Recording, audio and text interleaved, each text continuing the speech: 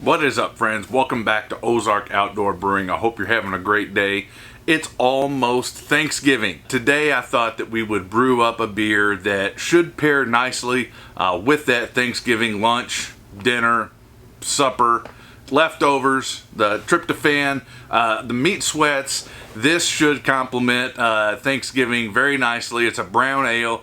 It's a recipe that I've created. I'm hoping it turns out well. Should have multiple layers of malt, some chocolate, maybe a little light roasted coffee, but with a hop character that's going to add a little spice to it as well. I'm calling this one Gobble Till You Wobble Brown Ale. Come along, let's brew this thing up.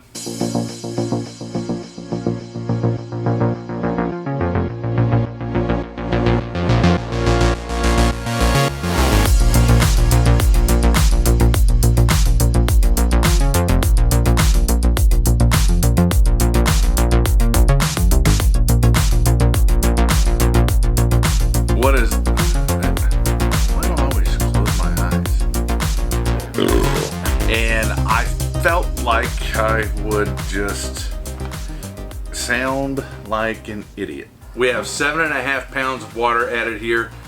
Nope, no we don't. We have 7.5 gallons. We have many more pounds than 7.5, but we do have 7.5 gallons of water added to the boil kettle. This is falling off the rails fast.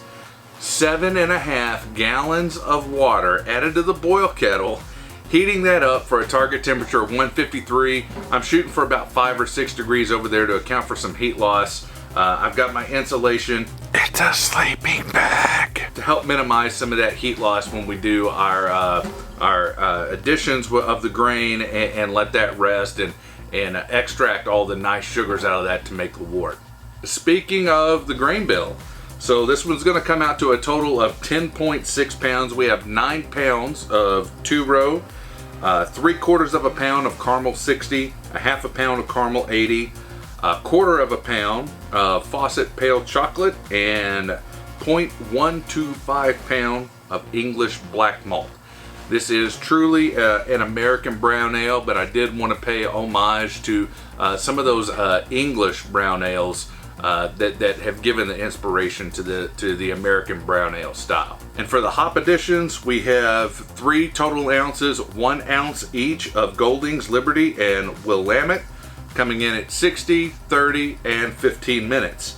Each of those has a spicy character that goes along with them, but the Goldings has a honey and earthy note to it.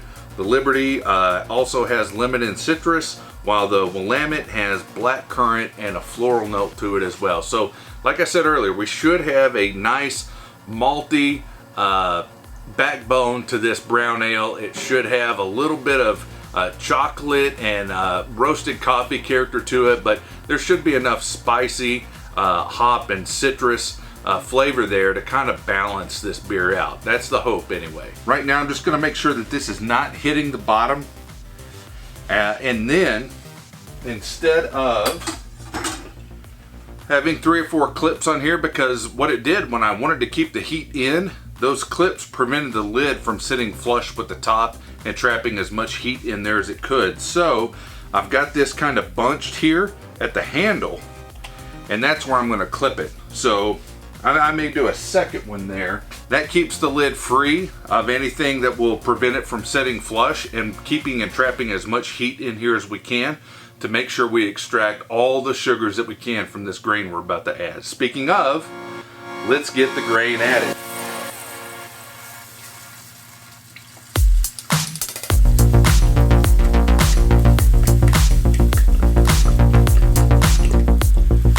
All the grains have been added. Now I just need to make sure we get this stirred up nice, that there's no dough balls or grain balls where this thing clumps together. Okay, we've got all the grains added, we've got them stirred in. I think I've got all the dough balls taken care of there. Now then it's time to cover this up. Since I have my clips out here, the lid fits nicely on top of it. It's time to cover this thing up with my insulation. It's a sleeping bag.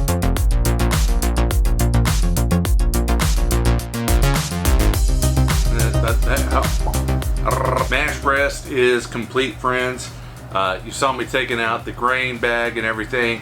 Now it's time to bring this thing up to a boil, and then we can start with our hop addition. So here we are with a nice vigorous boil after the first 1 ounce hop addition of Golding's hops. And this is the second addition of hops, the second 1 ounce addition. This is the Liberty hops. I'm going to go ahead and add it to my hop spider. I'm going to add the next 2 additions into the hop spider just to limit the amount of hop debris that I have in my wort. The first one, I wanted to get a lot of a flavor from the Golding's hops and incorporate it into as much of that as I could. All right, friends, here we are at 15 minutes left in the boil. A lot going on right now. First thing we're gonna do, we have 1 ounce of Willamette going in, and I'm gonna be honest, I thought that was Willamette, but I have since learned Willamette is the correct pronunciation. We've got that going in. I've also got a Whirlflock tablet. Dropping that bad boy in. I also have our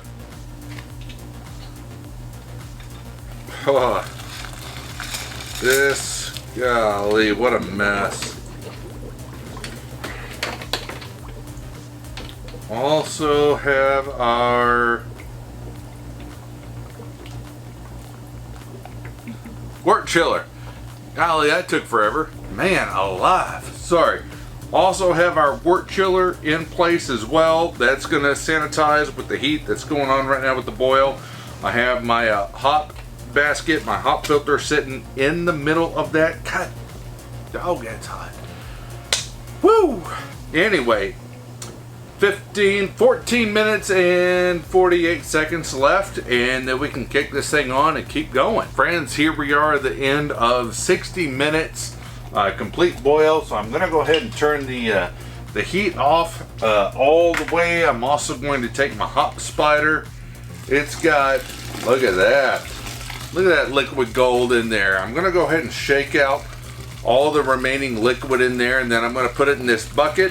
And then it's going to be time to chill this thing down. So we had a little trouble with the line that goes on to the boil kettle into the fermenter. Not exactly sure what the problem was. I just absolutely could not make that thing fit. I boiled some water. I tried to make the line a little bit more pliable to get it on there. It just wouldn't work. So we're doing this filter free from here. We're going to let this ferment as it is. Make sure that we use the filter, the bouncer inline beer filter, whenever we move this from the fermenter into the keg. The Omega Yeast Pacific Northwest Ale OYL 012. We're going to go ahead and open that now. It's time to pitch the yeast.